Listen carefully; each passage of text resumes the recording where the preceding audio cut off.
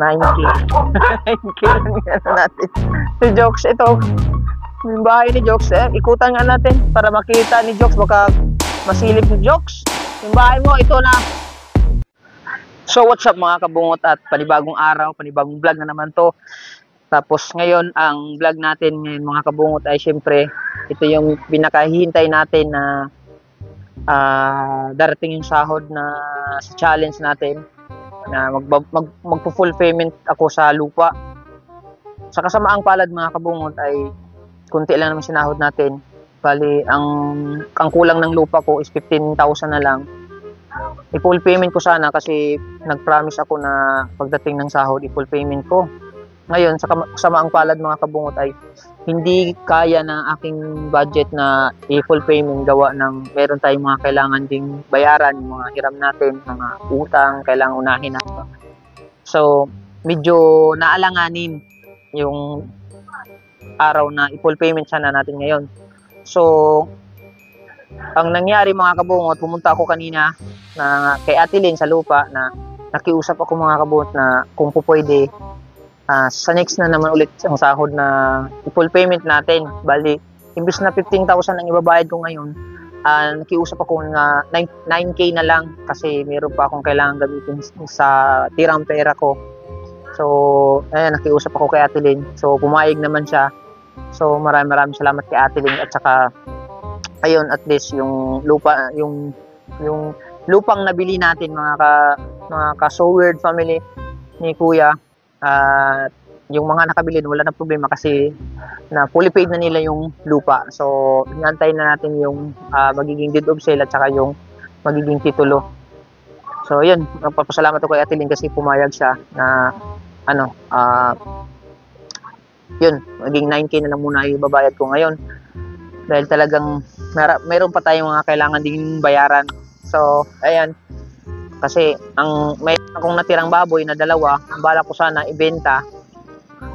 So, sayang naman din kasi yung isa na immunized na, hindi ko pa alam kung buntis, pero parang buntis, parang hindi din. Tapos yung isa namang baboy ay nagpula na yung niya, yung nangulag na ba. So, sayang naman sa kasi pangalawang ulag nun sa pangalawang ulag nun ay i-inseminate ko na, di may chance na buntis na ulit, diba? Sayang naman. So yun na lang natitira kong baboy. Sabi ko kay mama, sayang naman. So sabi ni mama, sayang nga. So hindi ko na siya ibibenta tuloy. So nanggawa na lang ako ng paraan. So sa akin na lang yun. So ayun, nag-adan ako ng pera. May tira pa akong pera doon kasi may lakad pa kami. At ngayon, ito na. May pera akong dala dito. Yan. 9K. 9K ito mga kabungot. At ito yung ibabayad natin ngayon doon kay Ate Lynn. Doon ako kanina. So, nakahanda na si Ate Lynn ng resibo. Sabi ko nga, sandali Ate Lynn kasi ibablog ko kasi sayang naman. Sayang ang views. Wala tayong income. So, ayan. Saktong-sakto sila JB ay katutulog lang ngayon kasi nagpatulog pa ako ni JB at saka si Maddie. So katatapos lang, ang oras natin ngayon ay 2:00 na ng tanghali. Dito lang ako nag-background para makita ninyo na yung magiging tulugan nila kung sakaling matuloy or malinis na yan mga kabungot. Yung trapal ay i-stapler lang namin. Ayan, malinis na yan dyan. Yan, malinis na yan. So, kunting lang, linis dito. Tapos yun, habang tulog pa si JB at saka si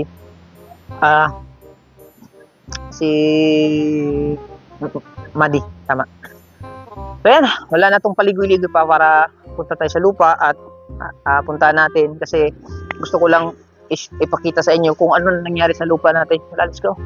Magbabayad na tayo para para maging gumaan yung kalooban natin kasi akala ko talaga matatapos na yung lupa ko ngayon pero sa kasamang palad talaga hindi natin matapos, pero okay lang yan. Importante kunti na lang yung kulang, kunti na lang talaga.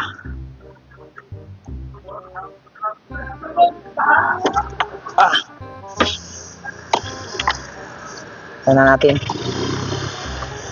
let's go.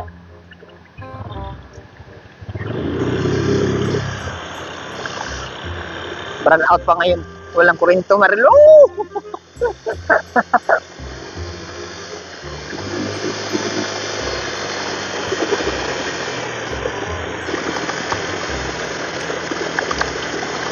Pagka ganun ba, tapos mawawala yung mic, no? So, ang dami ko nang sinabi, tapos biglang mawala yung mic, ah.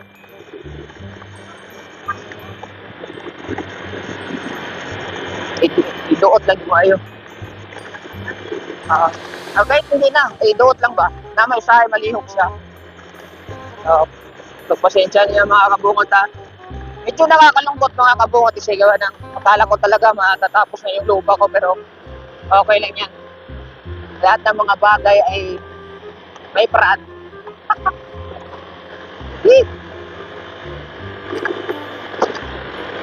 Umuulan ngayon. Palagi na ulan, buti tumila yung ulan ngayon.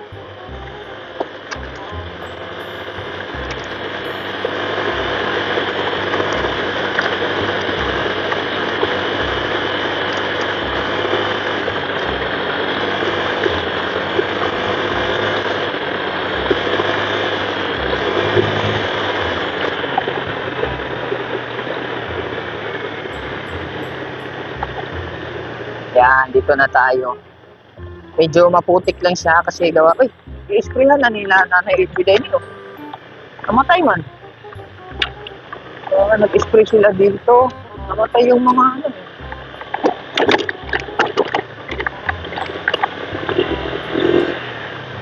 Buti na lang talaga pumayag si Ate din na 9K lang ang i-ano ko ngayon kasi kung hindi talagang hirap.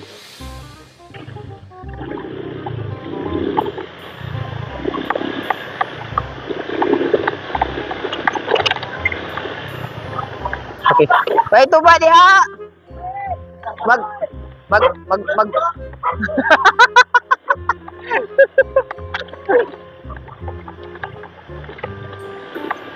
yung kapitbahay ni Mahal. Nandun na sila nakatira. Ay, yung mga kapitbahay ni Mahal. Diba? Isang ganda na ng bahay nila. Tapos na. Oh. Hi, Rans! So, ito na. Dito na tayo. Huwag mo lang masyadong malapit para malalim. Oo. Ha? Wala na? Okay lang yan. Te? Sige, te. Ayan. Antayin lang natin si Ate.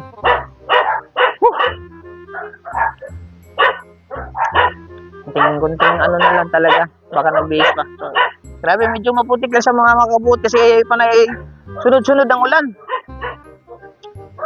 Si agaw ko doon. Nagaano pa. Grabe. Konti na lang, konting-konti na lang. Matatapos na yung lupa natin. Konting kimbot, konting tiis. Yung lupa ni Sir. Ayun, napansin nyo? Kahit dito, hindi pa natin na-continue ulit kasi yung pininturahan natin na ano, parang baliwala, no? Hindi ko pa natawagan si Papa mga kabungot. Shout out pala kay Sir Eugene Baklaan. Hindi ko pa siya na talaga kalawang, parang baliwala yung pininturahan natin dito. Pero sige lang. Magkakaroon din tayo ng oras na asikasuhin natin yung yung Sir. Ako lang din ay nanghingi ng taos-pusong pasensya kay Sir Eugene at kay Mama Maria. Talagang dahil na natin yung dito, yung bahay nila, yung sa kabila, malapit na ding matapos. May bubong na. Pakyaw yan, pakyaw. Yung sa kabila naman, sila Ate Maureen ay nandyan na sila nakatira sa yung katabing bahay ni Mahal. So, ayan. Tapos natin sa atin. Tara, let's go. Yay! Ate?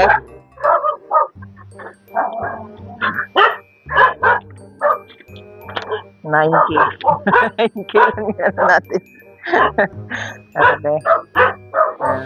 $9K na. Kunti lang tayo. Namay na lang yan. Salamat. So, ito mga kabungot, 9K. So, bali, ang kulang natin ay 6,000 pesos na lang talaga. Kunting-kunti na lang. So, grabe. Usog muna natin. Puntahan muna natin yung lupa natin. Tara, sakay na lang tayo. Maglakad na tayo, tara. Oh, maglakad na tayo para makita nila. Let's go. So, bali mga kabungot ay 6,000 na lang talaga kulang natin. Kunting-kunti na lang yung diferensya. So, bago ang lahat, siyempre, ipapasyal ko muna kayo sa lupa ko. Baka hindi pa may gustong tumingin o makakita. Ito yung nangyari sa aming lupa dito, ha. Okay lang yan. Nay! Agilan ko, Nay! Para din ma-flex natin yung bahay ni Jokes. Kung ano na nangyari din sa bahay ni Jokes.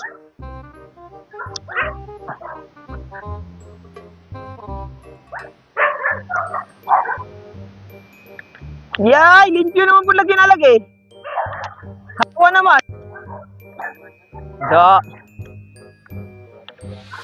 Ano naman lagi tubig lagi? Pagpapalay, tampak pa naman ba? Ha? Tampak pa naman ng tubig. Boring rin yung gamit? Pila nakatubo na? Alin? Sa sintan. Ay, sintan. Da. Kita ko naman yun. Normally ka nag-run up eh. Lagi, nag-run out lagi. Kasi may kao ba niya nagtrabaho? Piniran ko. Tulo niya? Piniran ko.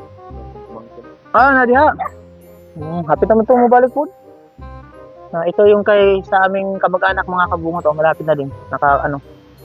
So, chili na to diha. Walay chili. Lagi mo mga tanong diha. Nakarabis ka? Daghan ka to no? Ha? Sili mo ilamig eh. Wala sili lagi.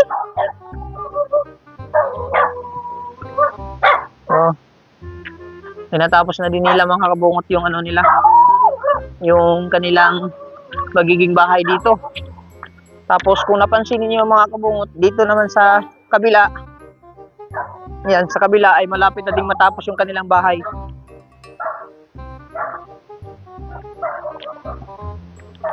Di ba? Malapit na matapos. Konting-konti na lang.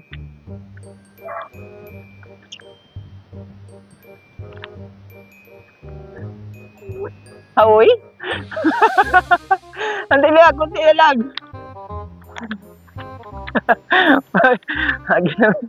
Kalingaw na inyo. Napit na malali ha. Diyan, anas lang po yun. Kani? Konting-konti na lang mga kabungot Marami nang titira. Si Jokes na lang. Si Jokes, ito. Yung bahay ni Jokes, ikutan nga natin para makita ni Jokes. Baka masilip si Jokes.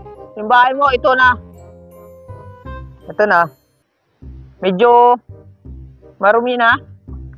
At kailangan ng linisan. May tab pa. Ano kayang balak ni Bay Jokes dito? Uy, may sili taba Uy, sili din Uy, sayang to. Ala.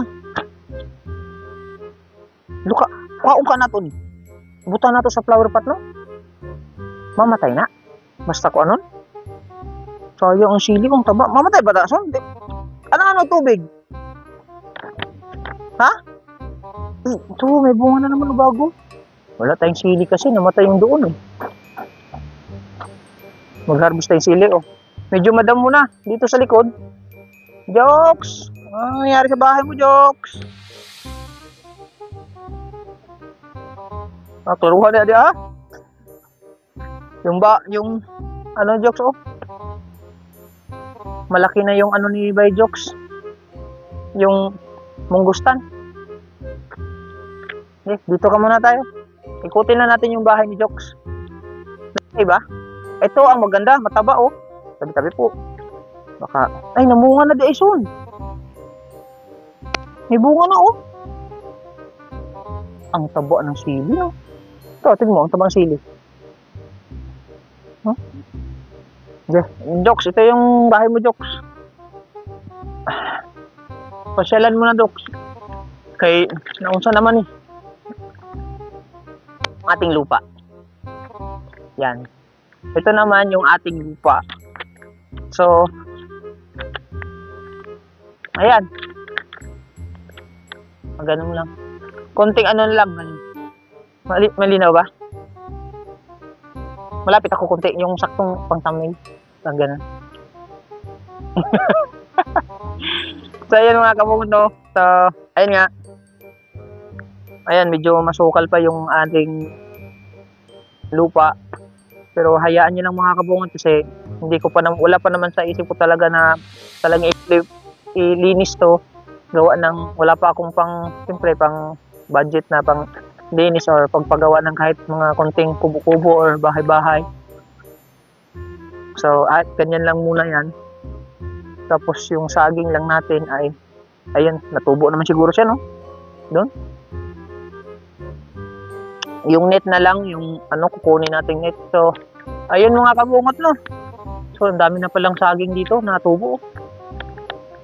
Mga kabungot, no? So, konting-konti na lang talaga yung pagtitiis natin na sa pamamagitan ng sahod sa YouTube, sa pamamagitan ng sa inyong suporta, malapit na nating matapos yung ating lupang hinuhulugan na halagang 300,000 pesos mga kabungot sa loob ng kulang-kulang 2 taon. Kunti na lang, no? Sa 2 taon. Grabe. Ito yung unang investment ko na pangalawang investment ko to kasi yung unang investment ko sa pera na sinahod ko sa YouTube ay yung motor na Enduro. Halagang 170,000. Ito naman ang pangalawa, yung halagang 300,000 na lupa natin.